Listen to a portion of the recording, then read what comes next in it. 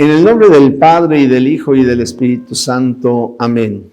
Palabra de vida del Santo Evangelio según San Mateo, capítulo 12, versículos del 1 al 8. En sábado atravesaba Jesús por los sembrados. Los discípulos que iban con él tenían hambre y se pusieron a arrancar espigas y a comerse los granos. Cuando los fariseos los vieron, le dijeron a Jesús: tus discípulos están haciendo algo que no está permitido hacer en sábado. Él les contestó: ¿no han leído ustedes lo que hizo David una vez que sintieron hambre él y sus compañeros? ¿No recuerdan cómo entraron en la casa de Dios y comieron los panes consagrados, de los cuales ni él ni sus compañeros podían comer, sino tan solo los sacerdotes? ¿Tampoco han leído en la ley que los sacerdotes violan el sábado porque ofician en el templo y no por eso cometen pecado? Pues yo digo que aquí hay alguien más grande que el templo. Si ustedes comprendieran el sentido de las palabras, misericordia quiero y no sacrificios, no condenarían a quienes no tienen ninguna culpa. Por lo demás, el Hijo del Hombre también es dueño del sábado. Palabra del Señor. Gloria a ti, Señor Jesús. Hermanos, qué alegría escuchar la palabra del Señor. Seguramente que ya se dieron cuenta que cambiamos de capítulo.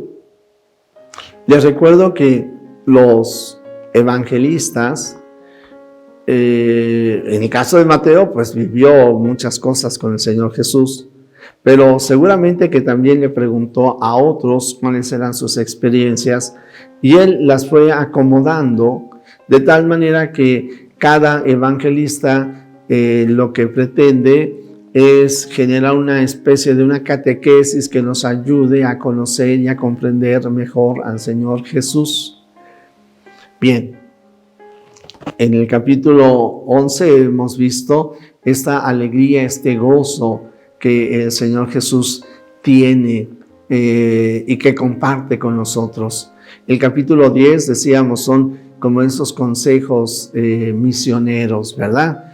Ahora nos vamos a encontrar con el Señor Jesús invitando a que también haya un cambio de mente, que los criterios a través de los cuales nos vamos formando también se vayan modificando de acuerdo al plan de Dios. Y yo lo digo así, de acuerdo al plan de Dios, porque, por ejemplo, hay algunas personas ahora que son tan rígidas, que atacan al Papa, No. Para ellos, el Papa Francisco no es el Papa, sigue siendo Juan Pablo I, por ejemplo. Tan rígidas que dicen, no, sí, sacerdotes, que dicen, están excomulgados, o cometen sacrilegio los que comulgan recibiendo a Jesús en la mano. Ese rigorismo es lo que el Señor Jesús está reclamando. ¿Pero a quién se lo reclama? Mira, se lo está reclamando a gente muy buena.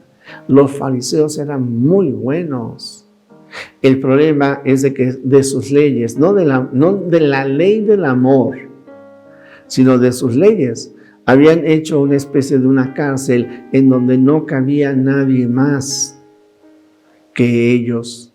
Y hoy también, aún dentro de la iglesia, nos encontramos algunos que excluyen a todos. Y bueno, entre comillas, yo diría, imagínense si excluyen a los de la casa, a los que somos católicos, con mayor razón excluyen a aquellos que no conocen a Cristo.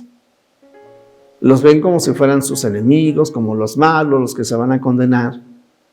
Y los apóstoles, que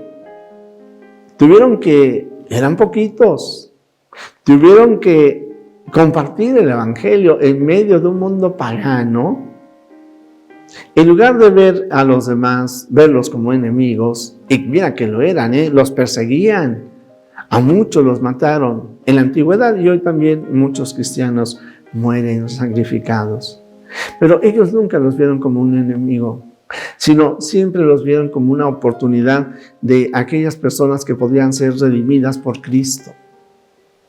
Y los amaron. En lugar de odiarlos, de rechazarlos. Dice Pablo, me hice todo con todos para llevarlos a todos a Cristo. Bien, pues ahí, queridos amigos, tenemos esto que hoy el Señor Jesús nos responde o nos invita como un cambio de mentalidad, verdaderamente a ser misericordiosos. Para estar atento a los demás. Los fariseos dirían, están trabajando en día en que no se debe de trabajar. Pues el Señor Jesús es más grande que el templo, es más grande que el sábado.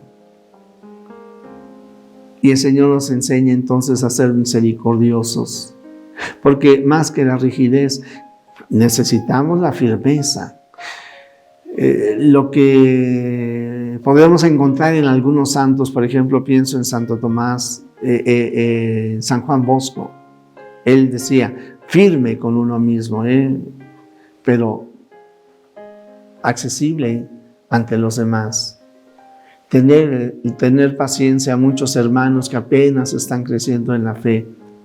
Y yo diría incluso accesibilidad o respeto a mis hermanos que están tan rígidos y obsesionados con ser tan estrictos.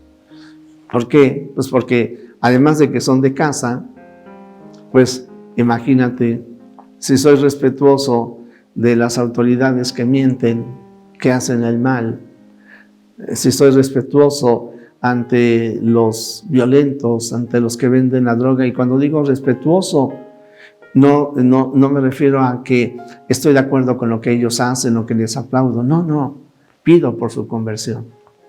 Para mí, el respeto para aquellos que no conocen a Jesús y que viven en la mentira, en el error, que hacen el mal. La misericordia es pedir por su conversión. Yo quisiera que dejaran de hacer el mal. Solamente Dios, tocando sus corazones, lo pueden hacer. La misericordia para aquellos que no conocen a Jesús. Y al mismo tiempo el reto para mí, porque si ellos sienten que no les obliga las enseñanzas de la Iglesia Católica, a mí no me obligan, pero las vivo. Sí. Condescender con ellos no implica justificarlos, a mí no me toca justificarlos. Lo que implica ser misericordioso, orar por su conversión. Jesús, que todos te conozcan y te amen, es la única recompensa que quiero. El Señor está contigo, la bendición de Dios Todopoderoso, Padre, Hijo y Espíritu Santo, descienda sobre ti, sobre tu familia, sobre México y el mundo entero.